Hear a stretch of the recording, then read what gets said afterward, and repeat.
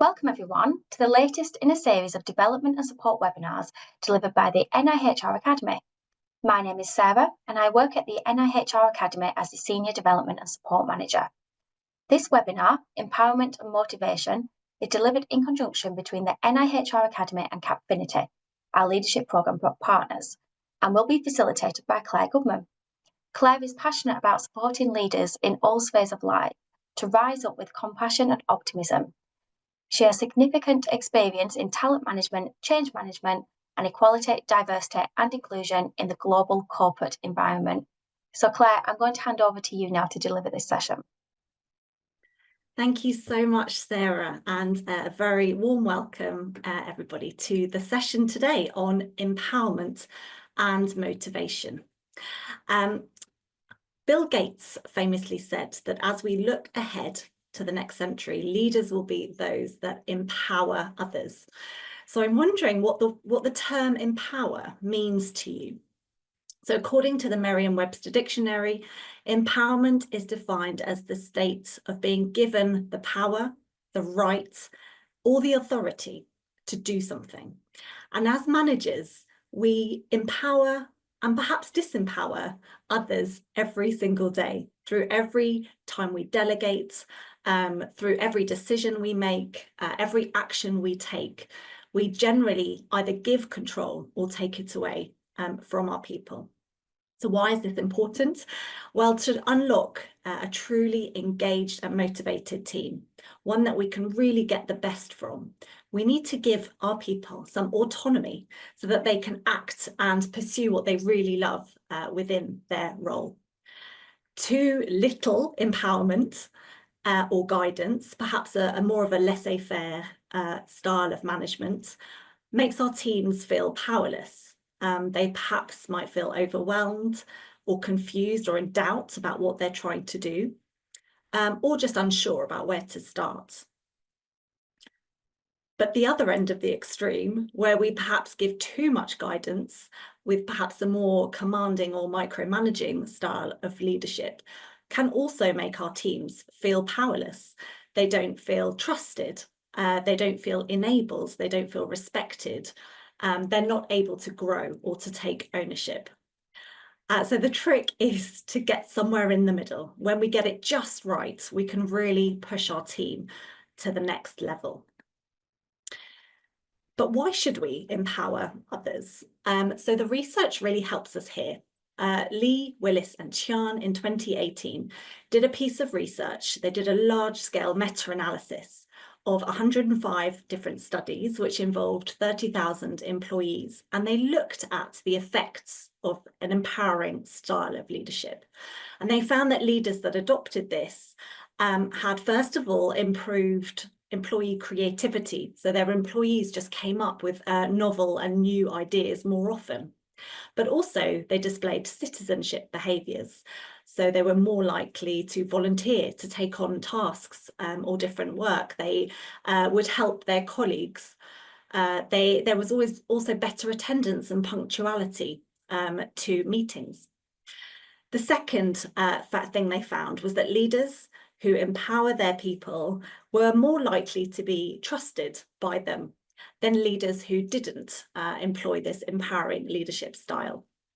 And the third thing they found was that employees who had empowering leaders felt that they had more control over their work, but also crucially that their work gave them more meaning. They felt that their work was more aligned to their values. So in other words, this controlled autonomy creates space for our people to both grow in their role and to also enjoy and find meaning in their work. But empowerment is not something that comes overnight. It isn't achieved straight away. It's something that we have to build on and really tap into. And at Cappfinity, we understand that this can be really difficult. So we've created this 3-step process to really think about how do we best empower and get the most from our employees. The TAP model, so trust, autonomy and purpose. So we start with trust. Before we can give our employees more autonomy, we have to build that trust. both them trusting us and our decisions that we make, but also us trusting their judgment and their ability to do the work. This is where we build the foundations of empowerment, by creating this bedrock of psychological safety. And like any relationship, trust is absolutely the bedrock on which it is built. The second thing is the autonomy. So once there is a level of trust and understanding between us and our employees, we can then start to give them more autonomy, more power to make their own decisions. Yes, we set up guardrails to protect them, but we can give them a bit more freedom. This is the balance of control and autonomy in how we act and how we say. And the final piece, the final step, is really understanding what it is that motivates our people. This means identifying what brings them to work, what they love doing, and ensuring their tasks and their work are aligned as much as possible with what they authentically enjoy doing. While autonomy is the pivotal factor in unleashing this empowerment, before granting independence, laying this groundwork of trust is absolutely essential. With the initial building blocks in place, our teams then gain the space to discover their purpose, leading to a highly motivated and empowered unit. And I wonder, as you just think about some teams that you've been involved in the past, where you can see some of these things at play, either teams where you did feel really motivated and empowered. I wonder how much of these elements you can see within that experience, or perhaps teams where you didn't feel motivated or empowered. Was there something here that was missing in that experience for you? So we start with trust, but what does it take to build a trusting team? So if you could think for a moment, if you could run either a team of brilliant individuals, but who found it difficult to work together, or a team of middling performers, but who had a really strong bond with one another, which one would you choose as a leader? So while individual brilliance is often needed, without the group cohesion and that psychological safety, teams tend to perform poorly in the long run. In pursuit of investigating this difference, Google embarked on a big study called Project Aristotle in 2012.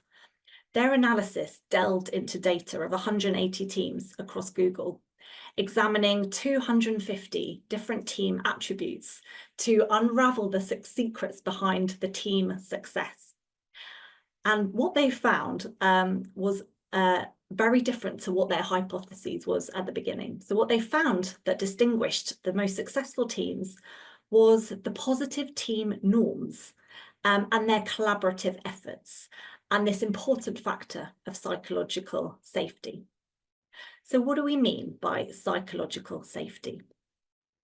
So psychological safety is where team members feel really secure, taking risks and being vulnerable, devoid of any apprehension or potential embarrassment or shame or negative consequences. In other words, there's real trust. I worked with a team recently where the leader was frustrated because she said, I've got a team of introverts and no one is speaking up in meetings. It really is taking a lot for me to get ideas and to get people to contribute. And interestingly, when we spoke to the team, that wasn't a case at all. The block for them in terms of contributing their ideas in meetings was the leadership style that this leader had, where she really enjoyed being the expert in the room. So whenever someone contributed an idea, she would quickly dismiss the idea, correcting them, telling them perhaps what the right approach should be or what her experience was. Now, she didn't realize she was doing this. This was an unintentional behavior, but it was creating an environment where people didn't feel safe to speak up. So sometimes we need to challenge ourselves. Are there things that we are doing inadvertently to prevent that trust from being built, that safety from being built in our teams? Research shows that we have the power to create this psychological safety. So returning to the Lee, Willis and Chian's research, it appears that leaders with an empowering style see employee performance improvements when they took time to build up that rapport with their people, where they really developed that mutual trust. Again, trust is the bedrock upon which everything else is built. So let's explore, how do we build this trust? So we like to think about it as three pillars, three key pillars that we can build to develop psychological safety in our teams. The first is communication, being really clear with people, providing really clear instructions, being open and transparent as much as possible about everything that you do and that other team members are doing. It's really easy if things aren't shared for it to unintentionally create an atmosphere of distrust. People are naturally alert for danger. And if they notice something happening that they haven't been told about, they tend to feel a bit threatened. Why didn't I know that was going on? For instance, it might just be that team members are collaborating on a project that others aren't involved in. Maybe for good reason, it's not relevant to their skills or their duties. But the ones that are left out might think it's a sign that the rest of the team dislikes or distrusts them. But we can ease their worries by explaining what it is that the people are working on and why some team members aren't needed for it. It dispels any distrust. It's also about taking time to learn more about our people. Just building rapport with each team member. This can start really simply by sharing relatively safe information, helping people feel safe to share very simple things about themselves. This just gets people used to talking about themselves, and it starts to create these interpersonal bonds between people. But then to deepen the trust, we can also strengthen people's understanding of one another. Something like a personality profiling tool just gives us a framework and some language to really understand each other's behaviours, for example. The second pillar is listening. Making others feel heard is critical. This means staying really present, using open body language, reaffirming any thoughts and feelings when appropriate, and asking really open and curious questions. This all sounds very straightforward and like common sense, but it's very, very difficult to actually do when we are busy, we have a heavy workload, we are rushing from place to place, perhaps we're working in a hybrid environment. How do we create these opportunities with our team members where we're truly present and we truly listen to them? I worked with another leader recently who said that she was really surprised that an issue in the team had come up and she'd had no idea about it. And when she was informed, she dealt with it and had the conversation and it was fine. But it was really surprising to her that she hadn't learned about it already and that it took so long for it to come out. And she said, I don't understand. I always tell my team that they can come and talk to me whenever they want. But even that statement is quite vague. Do people really know that they can come and talk to you? When can they talk to you? Can they literally come and talk to you anytime, or are there certain times that are better than others? And I asked her, how are you making yourself intentionally available for your team at certain moments? So the generic statement of the door is always open doesn't always work. It doesn't always tell our team members how they can reach us, when they can come and talk to us, when we're available to really listen to their concerns or what it is that they need to talk to. The third pillar are the team norms. So these are expected standards of behaviour. And again, it's about the explicit things, things that we can communicate clearly. Perhaps there's also some implicit team norms, some things that just form organically from interactions over time. And we're going to go into this a little bit more in a moment, thinking about how we can use a team norm charter to help make these things more explicit. So trust is forged through the interactions we have, the team norms we follow, and how we communicate. But trust can also become undone when we allow ambiguity to seep into these interactions. It's important to realise that building trust is never a task that can be completed. It's an ongoing activity. You can never do enough trust building in your team. this is something that Patrick Lencioni, an organisational development consultant, speaks very clearly about. The task of building trust is never done. So even if you think you have a team where there's high trust, keep going, keep building that trust, keep deepening those relationships between the team, keep understanding each other better, keep having those open conversations. Think for a second, if you had to tell someone how to make a cup of tea, what would you ask them to do first? There are various answers to this question. Would you choose a cup? Would you tell them to boil the kettle? Put water in the kettle? Maybe even enter the kitchen? While this sounds like a bit of a trick question, this just shows that we tend to have some level of implicit assumptions about a task before we even start. There's no right or wrong answer to this question. In fact, we haven't even defined our understanding of tea. Are we talking about a builder's tea, a green tea, or an iced tea? This is when implicit assumptions can become an unspoken problem. And team norms and communications are the bedrock of this. Without even realizing, they define how we interact, how we respect, and how we trust each other as a team. There are some teams, for example, where it's really, really important to be punctual to Zoom meetings. I've seen this. I've worked with a lot of teams. Some teams, it's absolutely just part of the culture of the team that everyone arrives on time. And if someone's late, they're incredibly apologetic. There are other teams where they're a little bit more relaxed about punctuality, where it doesn't matter if you're 5 minutes late, that's quite acceptable. These are all things that develop over time in the team and become important to how we operate as a team. And being explicit about these things is important. So to make sure we're on the same page when we communicate in how we act, we need to set some ground rules for our people. And we suggest that you think about it in the form of a team charter. There are 4 key building blocks to a team charter that really build out the team norms. They ensure clarity and explicit communications. If we create something like this and explore it within our teams, we can create some kind of team charter for our team. Now, this doesn't need to be something necessarily that's written down. It doesn't need to be something that you do as one exercise, but what's important here is it's about the conversations. Are we having the right conversations to make these things explicit? What you might want to think about as part of a team charter is, first of all, decisions. So are we really clear how decisions are made in the team? Different people might have really different perspectives on how this best can be done. How are decisions made? Who's involved in the decisions? How's resourcing decided amongst the team?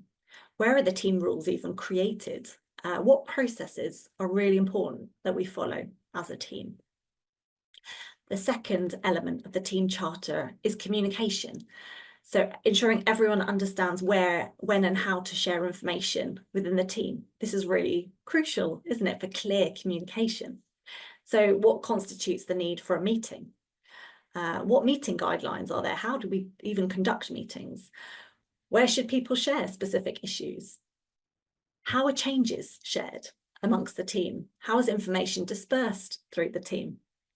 I worked with somebody recently where she realised that as she was in certain meetings, she was receiving information which was relevant for the team, and she sometimes would forget to pass on the information to the team because she didn't have a clear process, or she wasn't thinking intentionally about keeping her team updated on certain issues.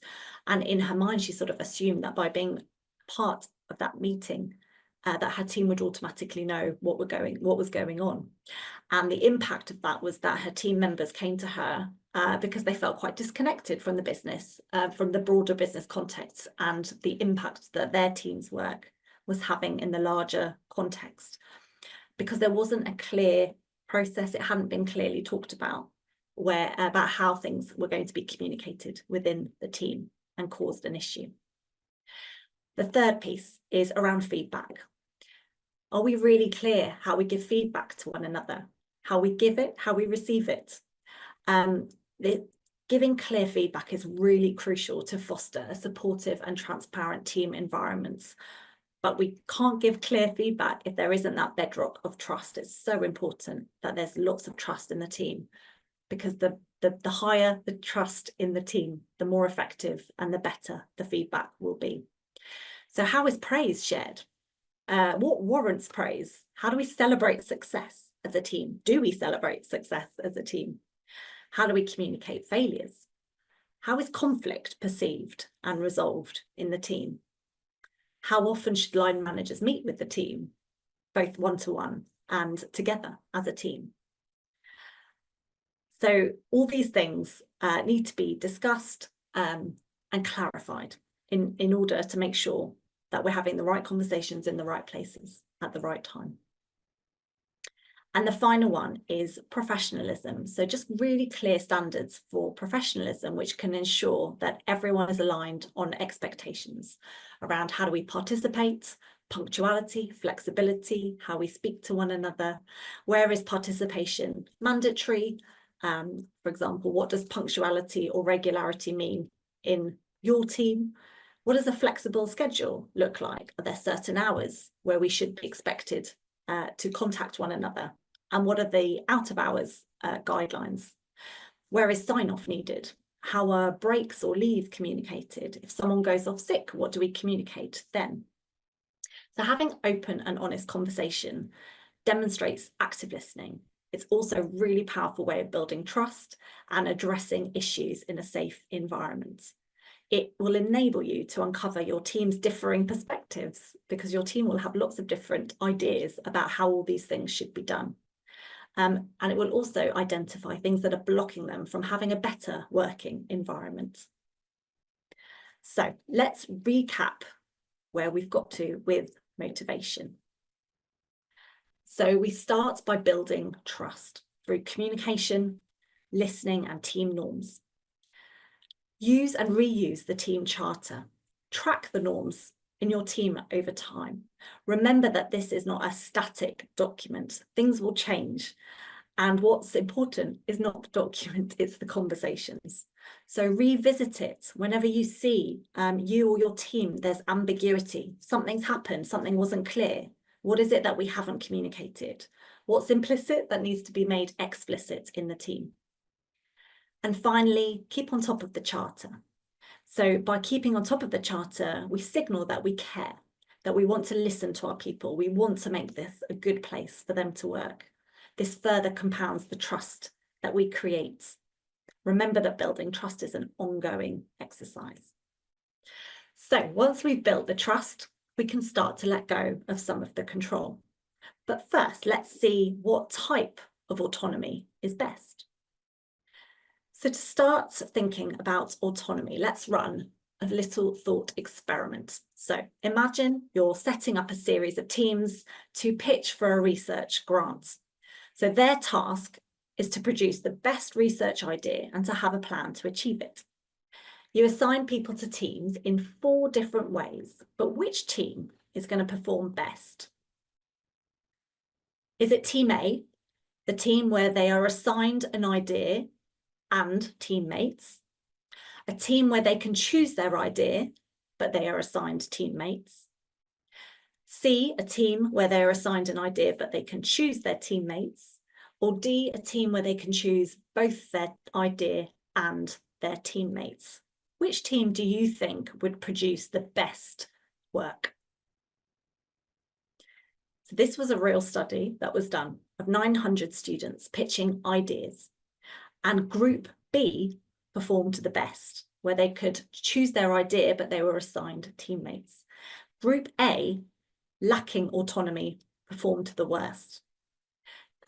Whilst Group D had the most autonomy, but they performed the second worst. So this suggests that the extremes of autonomy don't yield great results. Balancing autonomy is crucial, and the focus should be on giving the right type of controlled autonomy for the task at hand, rather than giving complete control away, which is what we sometimes think giving autonomy is. So how can we work out what's the right kind of autonomy for the task at hand? So the physical distance created by hybrid working can sometimes cause us to lose sight of the purpose of our work. So we have a less clear view of the wider organisation, and we sometimes see less the impact of our work. So the consequence is that people can sometimes struggle to see why their contribution matters. And to stay motivated and at our best, we all need to feel like we matter, like our contributions are valued. So we need to have a clear view of how our contributions make a difference. And how do we bridge this gap? How do we help individual team members feel this? Well, we can use the 4 T's here.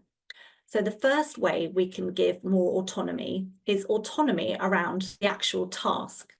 So this is where we enable team members to choose projects and responsibilities that match their skills and interests.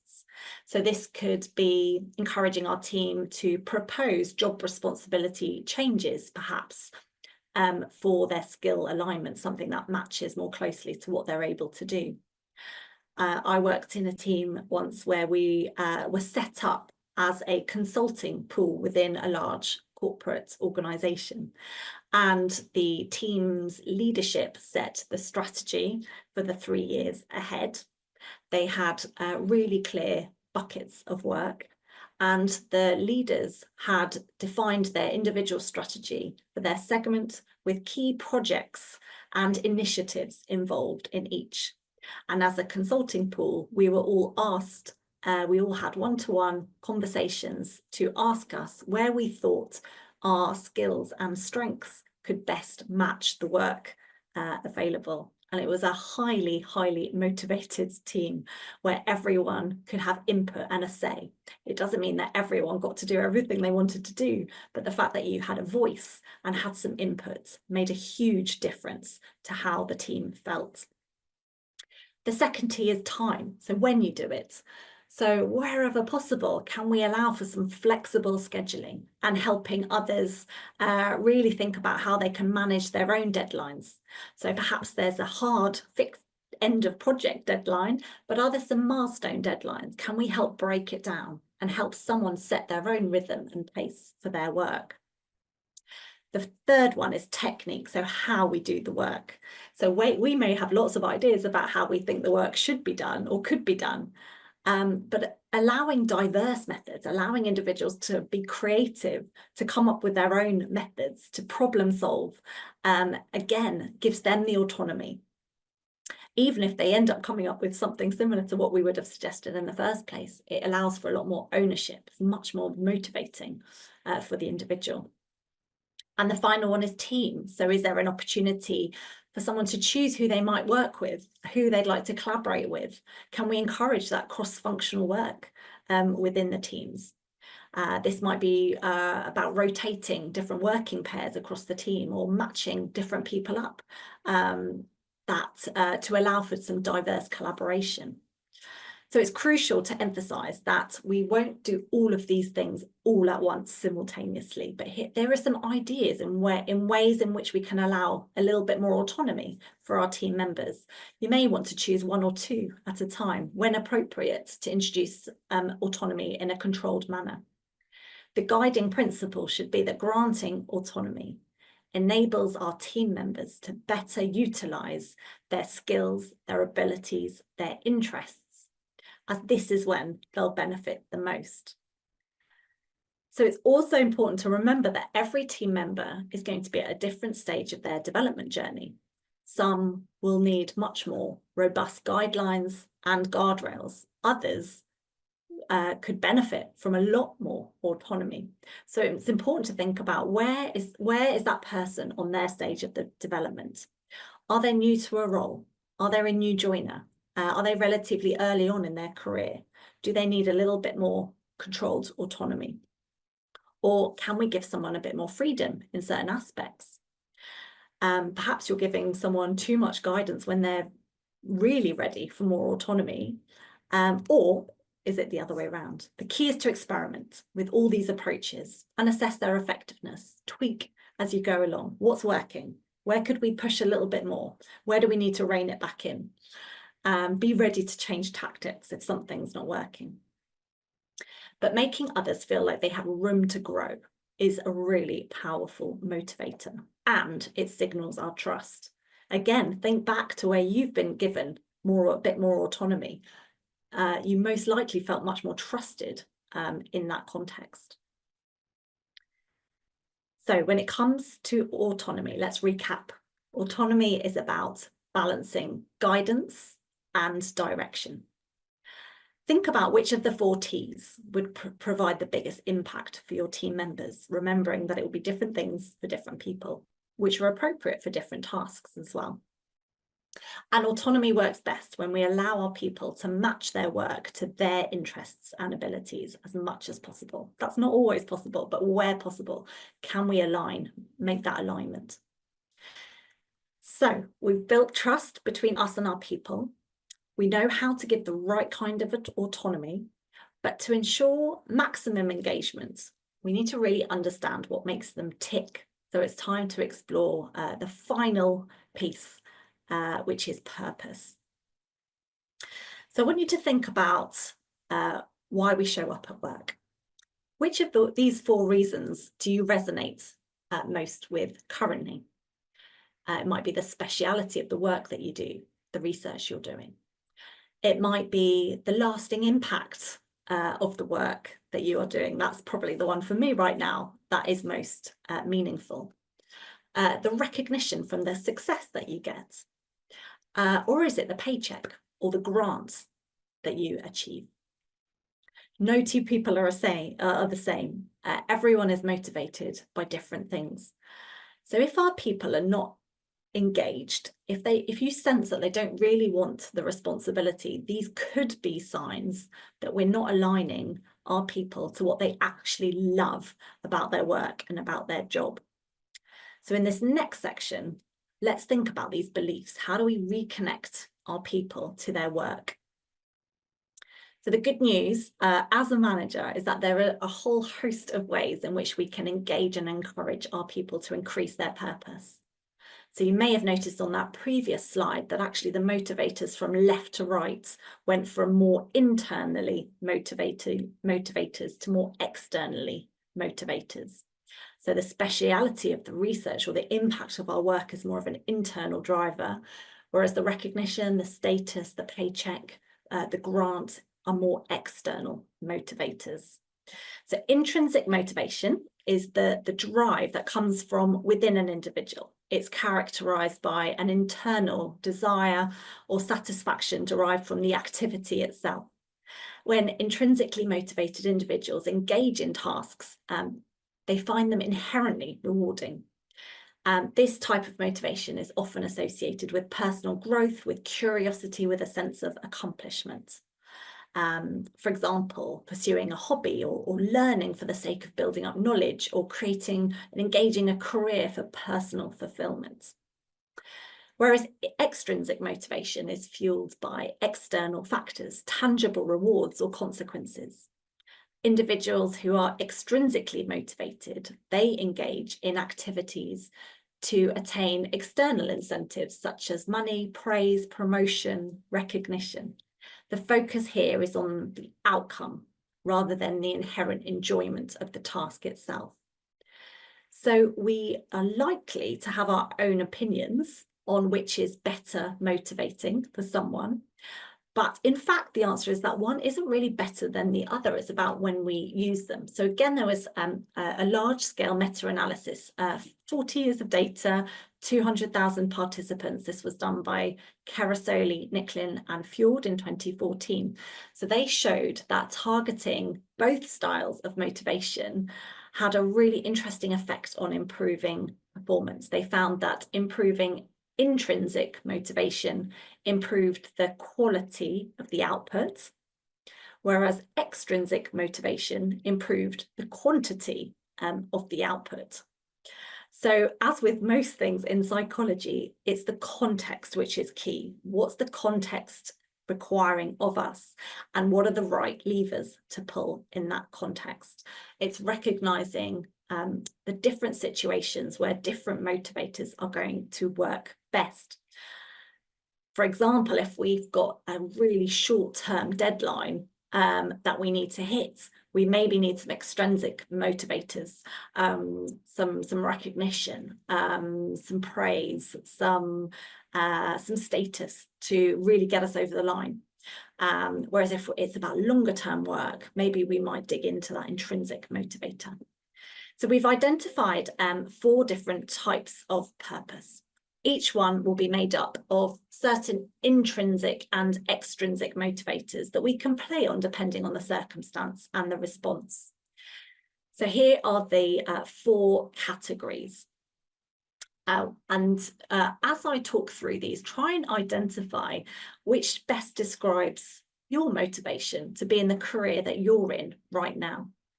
So the first one is expert. So this is where our purpose is driven by our engagement in the technical aspects of our work, the pursuit of excellence in our field. So to increase the intrinsic motivation, we might want to highlight those more technical aspects of the work. We might want to give our employees more ownership around developing their own technical knowledge and experience. To increase the extrinsic motivation, we might acknowledge someone's effort and quality. So we might encourage them or support conference or event presentations to boost their recognition around sharing their knowledge with others. So an expert, someone who's got a real drive around expert, we might say something like, this project is a perfect opportunity for you to showcase your technical skills. Your inputs are crucial and are really going to help us push the boundaries of what we can achieve. The second one is the altruist. This is someone whose purpose is driven by a desire to help and improve the world around us.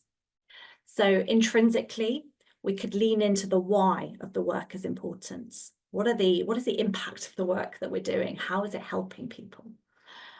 Who's it really going to positively impact? And we may want to think beyond the project. So how do their actions, how do they turn into real world effects of the work?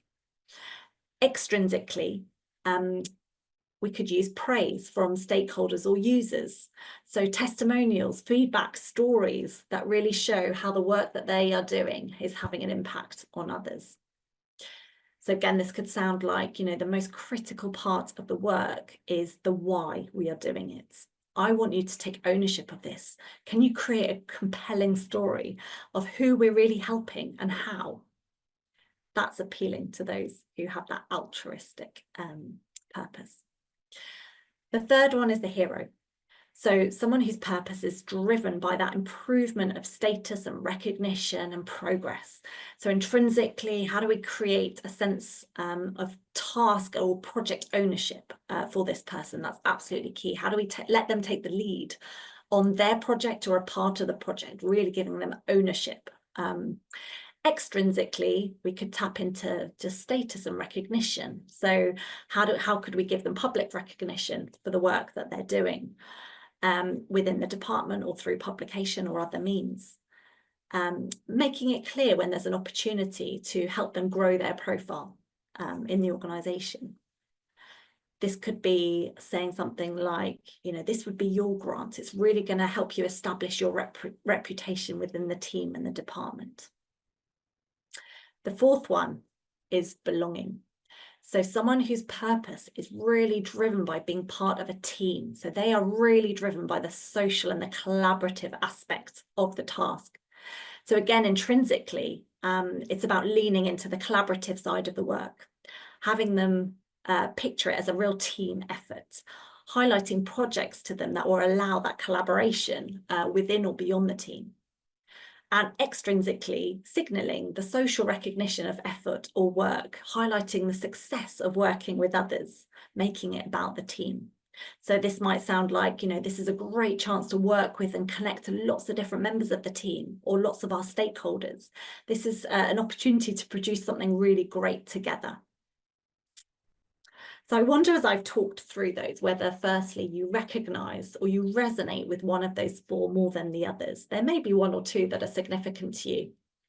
Or even more importantly, could you plot your team members into these boxes? Could you do you recognize some of these things from conversations that you've had with your team? And if not, could you have conversations with your team members to help them think through what is it that they're motivated by? They might be really clear, they might really know already, or they might not have really thought about it and need some help just drawing that out. Ask them what they really care about in their career. What is it about work that's meaningful to them? This not only helps us to build a good rapport, good understanding, but it also helps us think about, well, what's the type of work that's going to really help you feel that you've achieved this purpose? So as a manager, signaling purpose in tasks is something that we could just start to do as commonplace. This is not about stating the obvious, but it's just subtly reminding our people of the benefits of their actions, but making sure we highlight the benefits that are important for them. So finally, recap on purpose. Motivation is not one size fits all. We need to understand our people's purpose to encourage them. It really is the supercharger in this topic of empowering and motivating our team. But purpose comes in different styles. People are motivated by very, very different things. So how can we learn to communicate with these diverse purposes? And if we can do that, we really can unlock a more empowered and motivated team. So I hope that you found that helpful. I think we have time for questions now. So I'm going to hand back to Sarah to help us with the questions. Lovely. Thank you, Claire. Thank you for delivering such an interesting session. So we're now going to open up the Q&A, and you've still got time to send in your questions by clicking on the Q&A button. You can send them anonymously if you like, and you can also still upvote the existing ones so we can answer the most important ones first. So let's go to the Q&A and see what our most upvoted question is. Okay, just refresh that. Okay, the most upvoted question we've got: what are some signs that my team might be struggling with psychological safety? Okay, so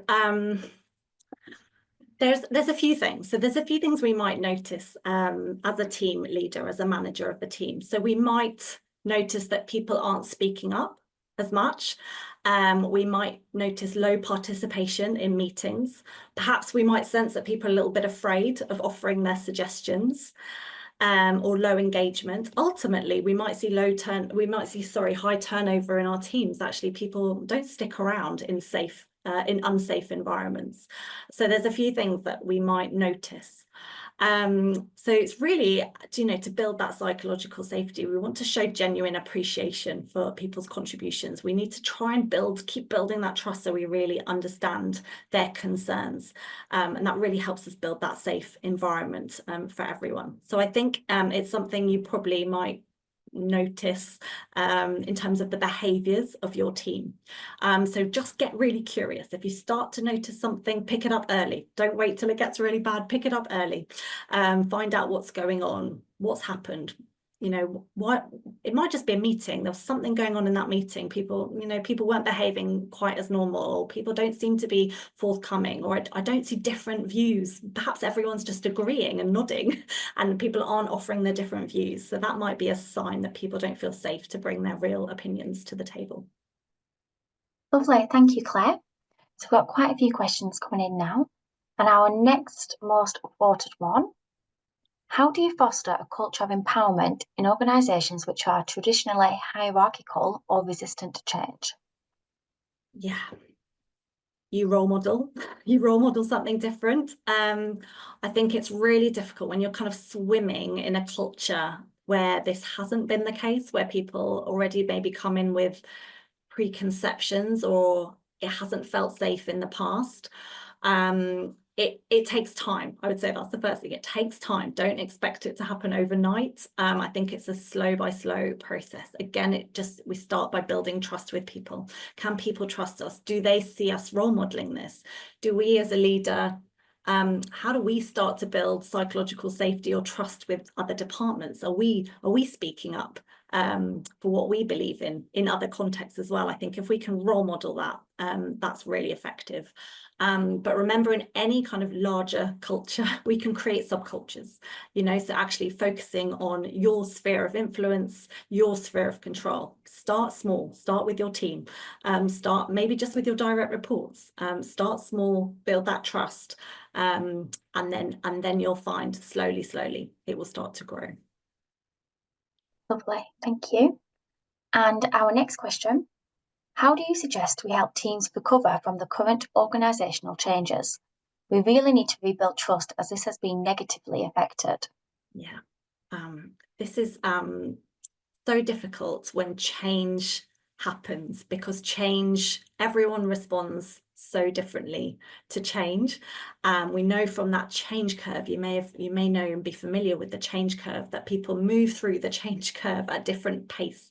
So we can go from feeling very threatened to feeling quite a lot of emotion before kind of coming through and accepting change. And people can kind of get stuck along that curve, and it can erode trust if there hasn't been space to process and explore and have those feelings heard.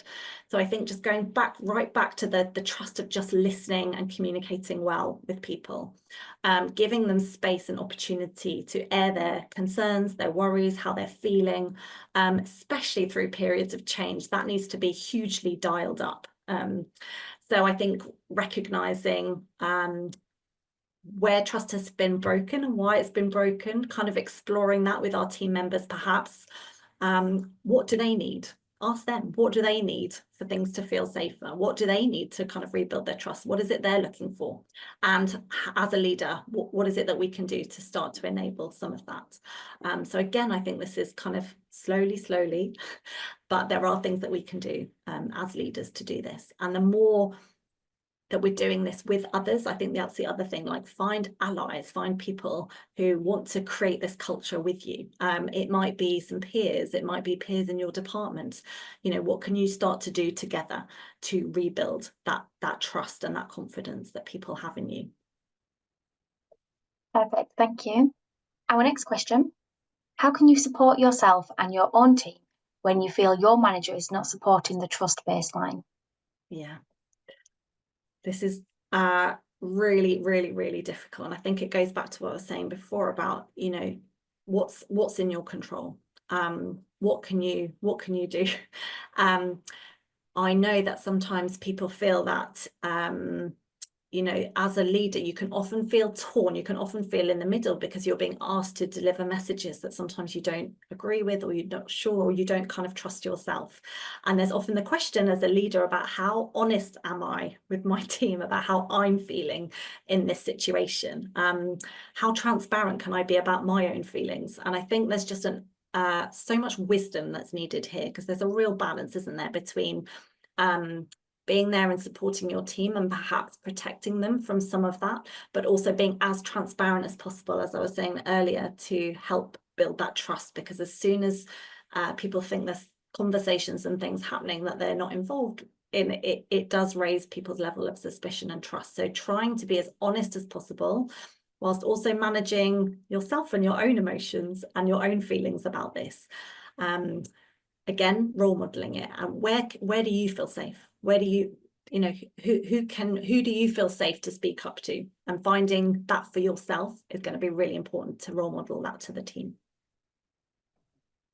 That was a tricky question, but I think you answered that very well. Our next question, how can I measure whether my team feels empowered? Okay, so I think getting data somehow, or getting feedback somehow, is really important. Because as I was saying, this lady that I was working with recently, she had put it down to something else. So she was seeing certain behaviors, and she just thought people weren't speaking up, perhaps because of a more introverted personality type, and actually there was something else going on. But how do we find out? How do we help someone like that find out what it is that's going on? So there's lots of ways we can do this. So there are, you know, feedback surveys and mechanisms which exist in the organisation. So you may, as well as a leader, perhaps have a 360 report, or have formal mechanisms of gathering feedback. So I think making sure you ask some specific direct questions around the team's perceived levels of autonomy and decision making is important. Out of that might just come a few things that you want to dig into a little bit more. And I would say just ask your team, just sit down and ask your team, ask maybe a couple of trusted members in your team. Look, this is something I'm really working on as a leader. This is something I'm thinking about, you know, please tell me how things going. What could I be doing more of? What could I be doing differently? Again, from a bedrock of trust, you can kind of have those open conversations. You also might just want to watch for signs. So are people taking a bit more initiative? Are they offering to help one another? Are they coming up with creative suggestions? Do people feel satisfied in their job? These can also all be really clear indicators that the team is kind of feeling empowered. So I think you can sort of sense it, but there's also probably a gathering data that's really important here as well. Thank you, Claire. Our next question. What are some common pitfalls when trying to empower a team and how can I avoid them? Okay. So I think something I didn't mention, but I think is really important, is to notice what your natural style is around this topic. So do you tend to be someone who likes to keep a bit more control of things, likes to micromanage it, you know, find it difficult to let go of some control? Or are you perhaps a bit more on the other end of the extreme where you're very happy just to delegate out and give people lots and lots of autonomy? We tend to fall somewhere on the scale between those two extremes. So first of all, notice where you tend to default to, because that probably is where you're going to find the pitfalls for you. So notice. So if you're someone who tends to micromanage, just watch for that. Watch that you are not hemming people in too much, and at the other end of the spectrum that you're giving people enough guidance. So I think it's about recognizing where you are and then thinking about where do you need to move to, where do you need to kind of shift to. And as I said earlier, that's going to be dependent on both the task and the work, but also the people in your team. So it's all about balance. So it's that kind of tightrope that we have to walk between setting our team members clear goals, explaining how we're there to support them, and then ensuring that there's enough communication that's open, that we're sticking to the goals that we set, but we're not stepping in too much or too little for that person. So I think it's about tweaking as we go, asking them, am I being too supportive? Not supportive enough? What more do you need? You know, keep that an ongoing dialogue to ensure you don't kind of fall into those pitfalls. Thank you. Our next question, what strategies can I use to maintain motivation and purpose in long-term projects? Okay, so with longer term projects, it can be tricky because we perhaps don't see the outcome instantly. We all like to put effort in and see instant results and instant outcomes, and that's not always the case. So I suppose the question is, how do we keep up motivation in those scenarios? We can obviously break it down, so we can break down a longer term project into short term goals. Something I don't see teams do enough is celebrate the milestones along the way. And I think that's really important, especially teams where we like to achieve a lot, we like to get lots done. There's a high drive, perhaps. We're focused on excellence. It can be very difficult for teams, especially that have that cultures, to really stop and celebrate what has been achieved. We're so busy, aren't we? We always rush on to the next thing, but do we really stop and kind of celebrate our successes, celebrate our wins? That can be a really important part of maintaining motivation. Not only do we look back and celebrate, but we also learn. So what's gone really well? What have we done well that we can keep? What's not working? What can we learn from that we can do differently? Again, that's the feedback piece. You know, that goes back to the team charter. How are we working? What's working well? Let's keep, you know, perhaps we're working on a long-term project. We decided how we were going to work together, but there's something that's not right. We need to kind of we need to re-agree some of those things in order to keep us motivated. So again, it's about continual conversation, keeping us updated, celebrating the small wins, and also updating the impact focus on impact. I think that really helps purpose, especially on those long-term projects. So let's not just think about the end goal. Let's celebrate the efforts that we're making along the way and the impact that that's having. Thank you. Next question. Can empowerment lead to potential conflicts within the team, and how should I address those? That's a good question, because if we are encouraging people to be open and to give their ideas, and we're giving people autonomy and people are coming up with different ways of doing things, then it probably should lead to conflict. There probably will be differing opinions. But we know that diverse opinions, diverse ways of doing things leads to better outcomes. We know that we do better work, we make better decisions when we allow a diversity of thoughts and ideas. But that doesn't mean the journey is easy. It doesn't make it any easier, because inevitably there will be some conflict. So a really important part as a manager or as a leader is being able to give people space for safe conflict. And I know there's an NIHR e-learning course all around this, kind of encouraging safe conflict, which covers this topic in more detail, and is really, really, really important. I know a lot of people don't like conflict, are afraid of conflict, don't like having difficult conversations, but there are things we can do to really help our teams have that kind of safe conflict. We want to encourage team members to voice their perspectives. We want to try and come up with the best solutions. This is not about people winning and losing. This is about mixing all those different opinions in to try and get to a good outcome. So finding ways as a manager or leader to help our team members find common ground between everything that's coming up, to find collaborative solutions. Sometimes it's about enabling our teams to get there and find the solution, the joint solution themselves. At other times, it's about saying, well, I've heard what everyone said, and as the leader, this is what I think. So there might be a directive or a more non-directive approach that's required. But I think as a leader, not being afraid of conflict, seeing it actually as a way of getting to a better place. Now that's very, very different from if toxic conflict comes up, and that's what the e-learning course will go a little bit more into. What happens when there's toxic conflict? That's a different story. But safe conflict, conflict that gets us to a better place, constructive conflict, is absolutely what you should expect if you are empowering and motivating your team. And how as a leader can you get more comfortable with that?